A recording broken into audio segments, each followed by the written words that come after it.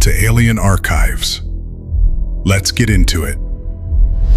One of these people came out and said, Dr. Epstein, I don't mean to scare you. He said, but based on what you've told us and the work you're doing, he said, I suspect that you're going to be killed in some sort of accident in the next few months. This Harvard scientist got death threats, not for politics, not for fame, but for exposing something most people aren't ready to hear. And it gets bigger and bigger, but as it gets bigger, it also gets more scary because we start to run into pushback, I suppose you could say. I mean, I've had other warnings too. He said, and I just want to tell you two things. He said, number one, you have their attention. And number two, if I were you, I would take precautions. Oof. That's scary. We've had now 6 incidents in total. His name is Dr. Robert Epstein, trained by B.F. Skinner, published in Nature, respected in every academic circle, until he asked the wrong question. What if we're not as free as we think? But what they have done more and more is use very powerful techniques of mind control to control people's thinking and behavior, and literally around the world on a massive scale. And they know exactly what they're doing. I mean, for years, I was just doing experiments and discovering these techniques and very skeptical, always very skeptical, and yet then replicating it, or other labs have replicated these same findings. The point is that over time, I realized this is a really, really serious problem. And over time, my findings were also revealed by whistleblowers, leaked documents, leaked emails. What he found? Digital blacklists, DNA tracking, invisible algorithms that could reshape your beliefs entirely. And the bigger question is, if you're not the one choosing what you believe, then who is? Let's rewind the clock. Back in 2015, this Harvard-trained psychologist published something that should have stopped the internet cold. Epstein called it the Search Engine Manipulation Effect, or SEME. And what it proved is this: simply changing the order of search results can silently shift a person's opinion. In his experiments, people were often shown different search results for neutral topics. That's it. No fake headlines, no ads, just links reordered. But the impact was massive. Up to 20% shifts in opinion. In some tests, it rose to 80%. And nearly 9 out of 10 people never noticed the manipulation had happened at all. They believed they had formed their own conclusions, entirely unaware that the path they walked down had already been laid out for them. And I was told this literally by Zach Voorhees, whom you may have heard of. He's one of the most prominent whistleblowers from Google. They can turn bias on and off like flipping a light switch. This wasn't some fringe internet hack. This was a repeatable effect. It worked in India. It worked in the US. It worked on people of all ages. Google didn't need to lie. It just needed to decide what came first. And the scary part? Most people never even noticed it happened. Because once the belief had shifted, the browser tab closes and the trace is gone. But what if closing your browser isn't enough anymore? What if the system isn't just shaping what you see, but quietly rewriting what you are? Google started out as a search engine, yet today it owns your steps, your sleep, your heartbeat, and, if you let it, your genetic code. In 2018, Google's sister company Verily launched Project Baseline, a nationwide health study collecting real-time biological and behavioral data. The goal? Obviously to predict illness before it happens. But the real goal? That depends on who you ask. Around the same time, Google also held early investment ties to 23andMe, the popular DNA testing service. And here's what Dr. Epstein reveals about Google using 23andMe devices to collect your information. That is how Google, that's one of many methods Google has come up with in recent years for getting your people's DNA information into personal profiles. If you can get DNA info in there, its value goes up and up and up as more discoveries are made about DNA. And basically, you can figure out what diseases people are prone to that they haven't even gotten yet. You can also figure out which dads have been cuckolded. DNA, think about how much we know about DNA right now, but then think ahead a year, 2, 5 years. The DNA doesn't change. Right. So that data that's solid gold that goes up in value, like the value of gold itself. It just keeps going up in value. Not only this, in 2020, the New York Times reported that Google offered to help manage a national DNA database voluntarily and at no cost. But this isn't just about test tubes and lab coats. Google also owns Nest, the smart thermostat company. In 2019, Business Insider revealed that several Nest devices included undocumented microphones, without any disclosure or public announcement. They were always on hardware in people's homes. Google called it a mistake. Critics called it a glimpse into a system that already sees and hears more than you think. Here's the truth. We didn't lose our privacy. We gave it away. For cheaper gadgets, for cleaner dashboards, for one more feature on our wrist. But now, Google doesn't just know where you go or what you watch, it knows what your body is made of and where your bloodline leads.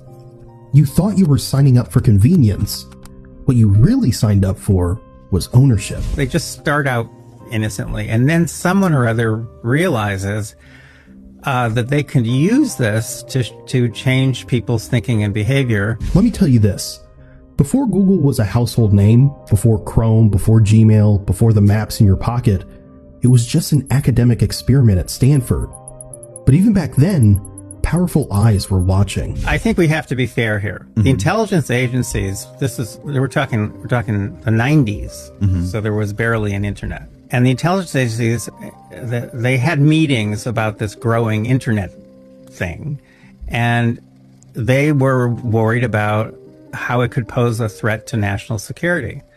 And one very legitimate concept that they were working with was that if there's more and more information posted out there, and if someone wants to build a bomb, that's going to be the first place they go. They're not going to go to their public library. Right. They're going to go to this new internet, which at that point was easy to use anonymously. Mm-hmm. So when they were talking and to some extent providing funding to mm-hmm. people building these new search engines, which are just basically big indexes right. to what's on the growing internet, they basically were saying we want to be able to track people who are looking stuff up, mm-hmm. especially certain stuff. In his 2018 book Surveillance Valley, journalist Yasha Levine exposed how early internet infrastructure was built for tracking instead of browsing. Levine traced Google's origins back to the Massive Digital Data Systems, or MDDS initiative, a project backed by intelligence agencies like DARPA, the NSA, and even the CIA. The goal? Build tools to collect, analyze, and predict human behavior online. Google, yes, they started out with help from intelligence agencies. Yes, they were definitely encouraged to preserve search histories. One of those tools was Google's now famous algorithm PageRank. On the surface, it sorted websites by importance, but at its core, it measured intention, what people cared about, who they trusted, what they were likely to click next. It was a calculated prediction engine for desire. The deeper you go into Google's early funding and academic partnerships, the more it starts to look less like a tech company and more like a behavioral weapon. One designed not just to organize information, but to study, steer, and eventually shape the species that created it. And somewhere along the way, it stopped being a tool and became the master. If you now think that's the end of the story, it's not. We're only halfway down the rabbit hole. In 2019, a Google insider broke the silence. Zach Voorhees, a senior engineer at the company, walked out with over 950 pages of internal documents and handed them to Project Veritas. The files weren't theories. They weren't drafts. They were operational systems with names like YouTube blacklists, controversial search queries, fake news watch, and fringe ranking classifiers. Each of them was designed to do the same thing: control visibility, quietly, without notice. If a video, article, or creator didn't fit the preferred framework, it wasn't banned outright, it was just pushed into digital obscurity. You could still say what you wanted, you just wouldn't be seen. When the leak went public, Google didn't deny these systems existed. They called them part of their quality control infrastructure. But who decides what qualifies? What counts as truth? What gets ranked or removed? Dr. Epstein reveals it all. There's a section there on how Google makes those decisions. And I'm quoting from an internal document at Google. It's about a 100-page document that's meant to train people to make those decisions about what content to suppress. So I quote actual language from this internal training manual, and you're just kind of guessing, but when you actually see what's in the training manual, you don't have to guess anymore. Because what it says over and over and over again, I think 22 times, over and over again, it says, well, when you can't quite make up your mind, just use your best judgment. It gives tremendous personal discretionary authority to the people making these decisions, and those people are used to train the algorithms that are now making a lot of those decisions. And then, for 40 minutes, the mask slipped. The filters fell away, and the world saw what it really means when Google decides to flip the switch. It happened on January 31st, 2009. For just over 40 minutes, Google flagged every website on the internet as harmful. Every single link was marked with a digital stop sign. Millions of users froze. Platforms crashed. The warning? This site may harm your computer. But the sites weren't harmful. It was Google itself throwing the switch. The company later called it a human error, a rogue update in their safe browsing tool. But some cybersecurity analysts weren't convinced. They saw the event as something else entirely. A failsafe test.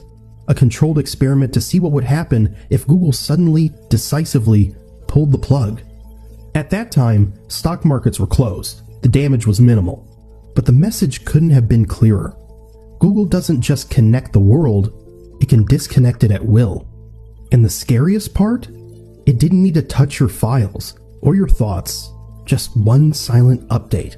And reality as you knew it was offline.